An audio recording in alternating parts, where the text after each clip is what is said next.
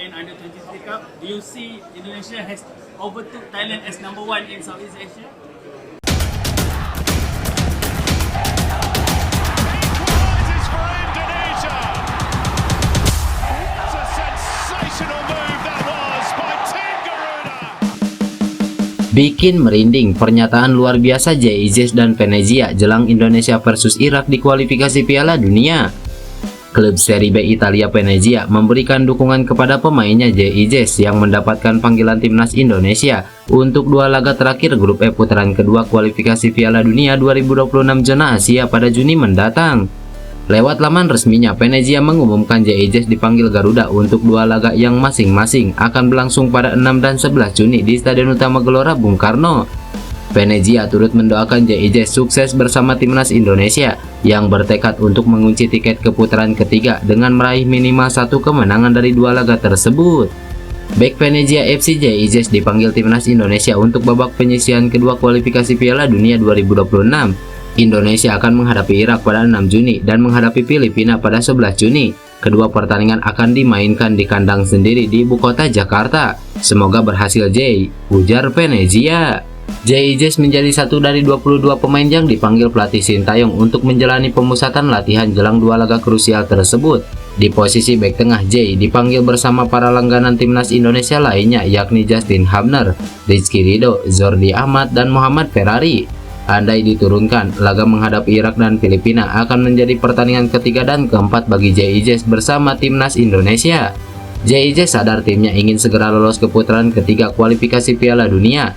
Namun, ia menilai saat ini bukan hal itu yang harus dipikirkan. Menurut JIJS, ketimbang memikirkan hasil akhir, timnas Indonesia harus fokus mempersiapkan diri jelang melawan Irak dan Filipina. Sebab dengan fokus di dua laga itu, ia percaya Garuda akan meraih hasil manis di dua pertandingan tersisa. JIJS mengaku sangat antusias dengan timnas Indonesia yang berpeluang menembus putaran ketiga kualifikasi Piala Dunia. Namun ia ingin timnya fokus menghadapi Irak dan Filipina sebelum benar-benar melewati putaran kedua. Ya, tentu saja saya sangat antusias, tapi kami harus melihat sejauh mana kami bisa melangkah. Kami akan mencoba untuk lolos ke babak berikutnya sehingga kami tahu apa yang harus dilakukan. Kami tahu bahwa ini tidak akan mudah dibandingkan dua pertandingan terakhir, jadi kami perlu mempersiapkannya. Seperti yang saya katakan, kami hanya perlu fokus pada pertandingan berikutnya dan apa yang harus kami lakukan dan tidak terlalu fokus pada hasil akhir, ujar JIJS. JIJS berambisi untuk memberikan semua kemampuan terbaiknya demi membantu tanah kelahiran nenek moyangnya mendapatkan hasil bagus. Bahkan ia tak peduli dimainkan sebagai kiper ataupun striker karena tujuan utamanya hanyalah membantu timnas Indonesia. Bagi saya pribadi, saya hanya ingin membantu tim dengan cara apapun yang memungkinkan. Jika saya misalnya harus bermain sebagai kiper atau striker, itu tidak masalah. Anda tahu saya cuma mau membantu tim dan kami punya pekerjaan yang harus diselesaikan. Jadi kami akan berusaha menuntaskannya, jelas JIJS. Madampang kurang yakin timnas Indonesia lampaui Thailand, sepak bola ASEAN berkembang dan levelnya ketat. Presiden Federasi Sepak Bola Thailand Nuapan Lamsam alias Madampang buka suara soal peningkatan performa timnas Indonesia akhir-akhir ini. Nualpam Lamsam alias Madampang baru saja ditanya media Malaysia Harimau Malaya soal peningkatan performa timnas Indonesia akhir-akhir ini. Mereka bertanya apakah timnas Indonesia saat ini telah melampaui kekuatan Thailand untuk jadi nomor satu di ASEAN. Performa timnas Indonesia memang sedang menanjak, terutama setelah membuat sejarah lolos babak knockout Piala Asia 2023. Kemudian baru-baru ini timnas Indonesia U23 juga lolos hingga semifinal Piala Asia U23 2024, padahal berstatus debutan. Jika mundur dari tahun 2023, Indonesia juga meraih emas SEA Games 2023 dengan mengalahkan Thailand. Madampang sendiri merasa bila sepak bola ASEAN telah berkembang jauh dan level antar negara sangat ketat. Ya, saya tidak yakin soal Indonesia melampaui Thailand. Setiap negara Asia, khususnya Asia Tenggara, level sepak bolanya sangat dekat. Bahkan ketika kami saat ini ranking FIFA 101, tetapi setiap negara telah berkembang level sepak bolanya. Bagi kami, untuk kompetisi tentu hanya 90 menit di atas lapangan. Kami kalah dan imbang, tetapi setelah pertandingan persahabatan dan sportsmanship dengan setiap negara lebih penting, ujar Madampang. Madampang baru saja bertemu Ketua Umum PSSI Erick Thohir di Kongres AFC yang diadakan di Bangkok, Thailand. Erick Thohir mengunggah momen pertemuan dengan Madam Phang di akun Instagram pribadinya.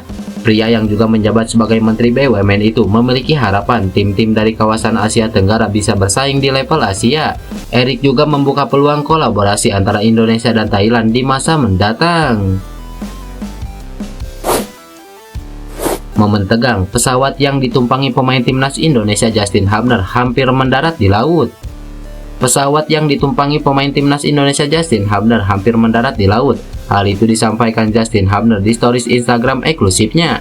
Sekedar diketahui, klub Justin Hubner Cerezo Osaka akan menghadapi Avisa Fukuoka di lanjutan pekan ke-15 Liga 1 Jepang. Alhasil Justin Hubner dan kawan-kawan menjalani penerbangan dari Osaka ke Fukuoka.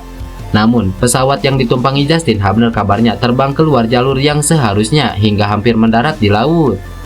Perjalanan paling seram yang pernah saya jalani, untungnya saya masih hidup.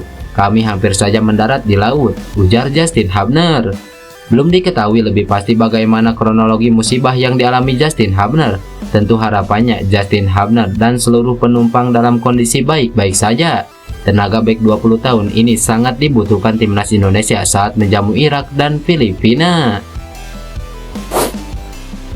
50.000 tiket timnas Indonesia sold out dalam 12 jam. PSSI terima kasih supporter. PSSI berterima kasih terhadap supporter atas antusiasme luar biasa mereka untuk menonton dua laga timnas Indonesia di Stadion Utama Gelora Bung Karno. Terjadi kenaikan harga tiket pertandingan yang dilakukan PSSI. Meski ada yang mengeluhkan tingginya harga tiket, namun masih banyak yang tetap loyal membeli demi mendukung perjuangan pasukan Sintayong. Harga tiket termurah timnas Indonesia untuk dua laga kualifikasi Piala Dunia 2026 kontra Irak dan Filipina memang naik lebih dari 2 kali lipat. Jika sebelumnya tiket termurah 100.000, kini melambung menjadi 250.000. Animo masyarakat untuk mendukung timnas Indonesia masih terbilang tinggi. Sebanyak 50.000 tiket timnas Indonesia dalam pertandingan kualifikasi Piala Dunia 2026 zona Asia ludes terjual dalam kurun waktu 12 jam.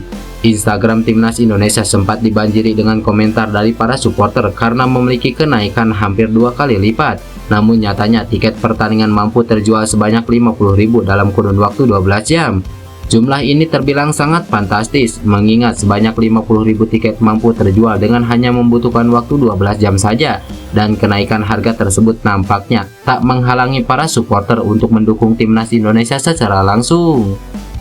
PSSI sangat berterima kasih kepada supporter yang animonya untuk datang ke stadion guna memberikan dukungan kepada timnas Indonesia melawan Irak dan Filipina sangat luar biasa. Sampai hari ini sudah terjual 50.000 tiket untuk dua laga tersebut. Ini menjadi animo terbesar dari supporter. Kami yakin teman-teman supporter tidak akan mempermasalahkan harganya karena mereka juga paham bahwa timnas Indonesia juga butuh dukungan yang kuat. Timnas juga pasti akan memberikan yang terbaik di lapangan untuk kemajuan sepak bola Indonesia. Mereka juga bertanding dengan semangat yang sangat tinggi, ujar Sekjen PSSI Yunus Nusi. Skuad berubah, benarkah Martin Paes dan Kelvin Verdong gabung skuad timnas Indonesia lawan Irak dan Filipina di kualifikasi Piala Dunia? Seperti yang diketahui, Sintayong baru saja memanggil 22 pemain untuk dua laga pamungkas grup F kualifikasi Piala Dunia 2026 zona Asia kontra Irak dan Filipina. Keputusan Sintayong yang cuma memanggil 22 pemain cukup mengejutkan, sebab pelatih 53 tahun itu biasanya memanggil 25 sampai 28 pemain, yang mana kemudian dikerucutkan menjadi 23 nama. Namun, Ketua Badan Tim Nasional Sumarji mengatakan sejatinya ada 24 pemain yang dipanggil, 2 nama lain akan menyusul untuk dipanggil. Harusnya 24 pemain, nanti akan ada penambahan 2 pemain lagi, ujar Sumarji. Saat ditanya apakah Martin Paes akan mengisi salah satu dari 2 slot tersebut, Sumarji tak mau menjawabnya. Teka-teki dulu biar menarik, makanya tunggu dulu saja. Saya tidak bisa menjawab kalau yang itu, jelas Sumarji. Lantas seberapa besar peluang Martin Paes dan Kelvin Verdong mengisi 2 slot tersisa? Peluangnya sangat besar. Tanda-tanda itu terlihat dengan cuma dipanggilnya 2 penjaga gawang, yakni Hernando Ari dan Adi Satrio. Biasanya sebuah tim dan juga kecenderungan Sintayong selalu memanggil minimal 3 penjaga gawang ke timnas Indonesia.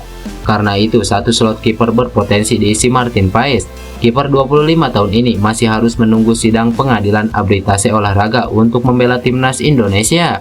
Untuk Kelvin Verdong, pesepak bola 27 tahun ini diprediksi bakal mengambil sumpah warga negara Indonesia pada pekan depan atau 2 minggu lagi. Dengan begitu, fullback kiri NEC Nijmegen itu masih memiliki waktu untuk perpindahan federasi. Luar biasa, ini dia respon Tom Haye usai rumor ditolak Como 1907 heboh di media sosial. Gelandang timnas Indonesia Tom Haye menjadi pusat perhatian setelah pernyataan dari perwakilan Como 1907 Mirwan Suarso yang menyatakan bahwa Haye tidak sesuai dengan standar tim di Serie A. Pernyataan ini memicu reaksi keras dari netizen Indonesia yang menganggap Haye sebagai pilar penting timnas dan berharap Como yang dimiliki oleh orang Indonesia mendukung karir pemain lokal. Meskipun kontraknya dengan SC Heerenveen berakhir, Haye belum menanggapi secara langsung. Sebaliknya, ia memilih untuk fokus pada tugasnya dengan timnas Indonesia, seperti yang terlihat dari unggahan di akun Instagram pribadinya yang menampilkan daftar skuad yang dipanggil oleh pelatih Sintayong untuk kualifikasi Piala Dunia. Fokus Haye sepenuhnya tertuju pada membantu timnas Indonesia mencapai target mereka. Kontroversi ini mungkin telah menimbulkan kekecewaan, namun Tom Haye menunjukkan profesionalisme dengan tetap berkomitmen pada tujuan bersama timnas Indonesia. Dukungan penuh dari penggemar sepak bola Indonesia pun mengalir untuk Haye dan rekan-rekannya yang bertekad untuk mengharumkan nama bangsa di kancah internasional.